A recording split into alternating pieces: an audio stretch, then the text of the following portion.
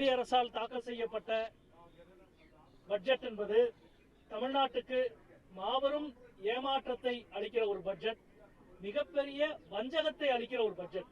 ஒரு சட்டமன்ற தேர்தலை எதிர்நோக்கி இருக்கிற இந்த நேரத்தில் நிறைய புதிய அறிவிப்புகள் வரும், புதிய திட்டங்கள் வரும் என்று நாம் அனைவரும் எதிர்பார்த்தோம். ஆனால் அதற்கு பதிலாக தலைகீழாக எந்த திட்டமும் அறிவிக்கப்படவில்லை. வழக்கமாக சொல்லப்படுகிற 2 தமிழ் திருக்குறள்கள் அல்லது சங்க இலக்கிய பாடல்கள் கூட இந்த வட்டம் இல்லை. அது மட்டுமல்ல, நமக்கு வஞ்சகம் இழைப்பதும் நம்முடைய வளங்களை சுரண்டுவதும் தான் இந்த பட்ஜெட்டினுடைய அறிவிப்பு.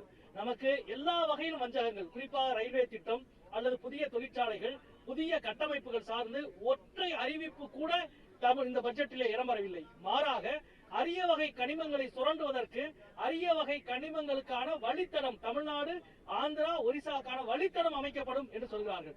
அரிய வகை கனிமங்களை ஏலம் விடுகிற எடுக்கிற உரிமம் மாநிலங்களிடம் இருந்தது. அதை பறித்து ஒன்றிய அரசினுடைய உரிமமாக மாற்றுவதற்கு சட்டம் இயற்றினார்கள்.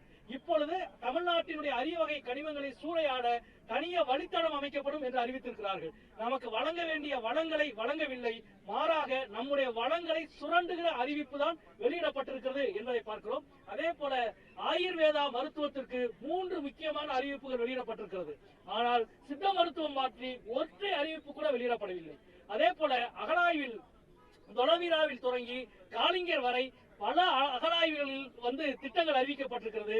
கீழடியை பற்றி ஒற்றை வார்த்தை அறிவிக்கப்படவில்லை. அதே போல ஏற்கனவே தமிழ்நாட்டினுடைய மெட்ரோ ரயில் திட்டம் உள்ளிட்டவைகள், தமிழ்நாடு மதுரை கோவை உள்ளிட்ட மெட்ரோ ரயில் திட்டங்களுக்கும் பல்வேறு வழித்திட்டங்கள் பற்றிய எந்தவித அறிவிப்பும் வழங்கப்படவில்லை.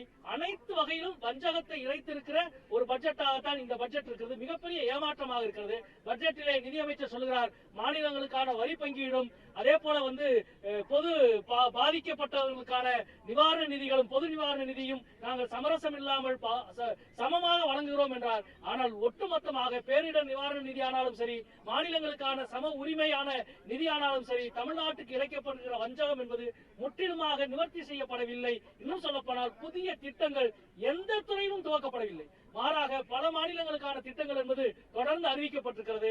அதே போல தமிழ்நாட்டின் வரலாற்றை வஞ்சிப்பது. நீங்க பாத்தீங்கன்னா மதம், கலாச்சாரம், வழிபாட்டு தலங்களுக்கான வழிகாட்டுவதற்கு 10,000 பேருக்கு நாங்கள் பயிற்சி கொடுப்போம் என்று சொல்கிறார்கள். ஆனால் அவற்றில் ஒற்றை வார்த்தை கூட வரலாறு என்று சொல்லவில்லை.